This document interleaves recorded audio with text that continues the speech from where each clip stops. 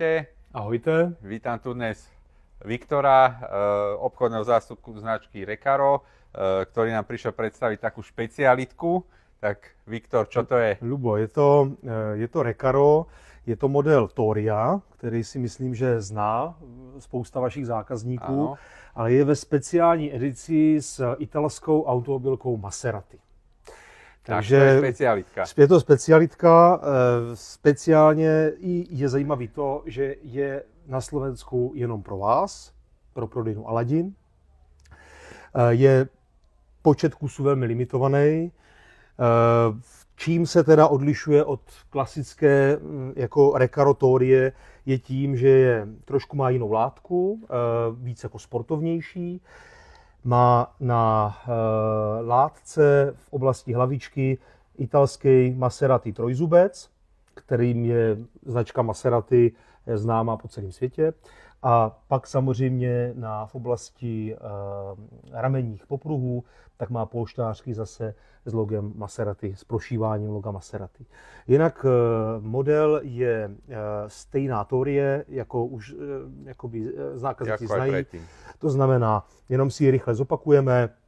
Recaro obecně je německá autosedačka, nebo jsou to německé autosedačky, velmi kvalitní, mají DNA z automobilismu, proto i si vybrali pro tuto speciální edici značku Maserati, která zase taky jsou to sportovní auta. No a model Thorie je známá tím, že je to model od 76 cm do 150 jo? Takže je to po 15 měsíců. Od 15 měsíců, 76 cm cca, a je to do 150 cm, takže kategorie 1, 2, 3. Je s Isofixem, má top tether, má polohování, má vnitřní vložku, což je není... Čo je výhoda, lebo některé to nemají v této kategorii, už jsou bez vložky, takže tuto ta vložka je výhoda. Je rovnou v ceně a samozřejmě Recaro je taky známé tím, že má kvalitní ochranu proti bočnímu nárazu, a hodně maminek a tatínků, kteří si někdy Recaro autosedačku koupili. A děti samozřejmě jich ocení. Soundspeaker, to znamená, má to reproduktory v oblasti hlavičky, je to propojitelný přes jack konektor, je tady zezadu na to udělaná kapsička na telefon, aby ten telefon byl u toho.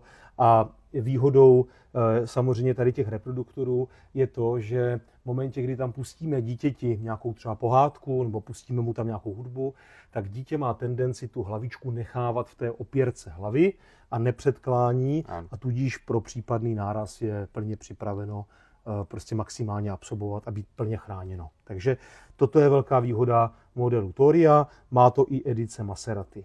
Jinak barevnost je jedna, taková jako univerzální šedotmavá, šedočerná, větrání samozřejmě má sedačka i na bočnících.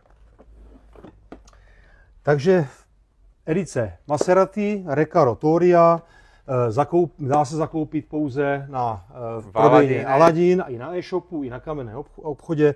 Cenovka tam bude 359 €. Čo není moc. To si myslím, že je super cena na Maserati. Mějte se hezky, mějte se fajn.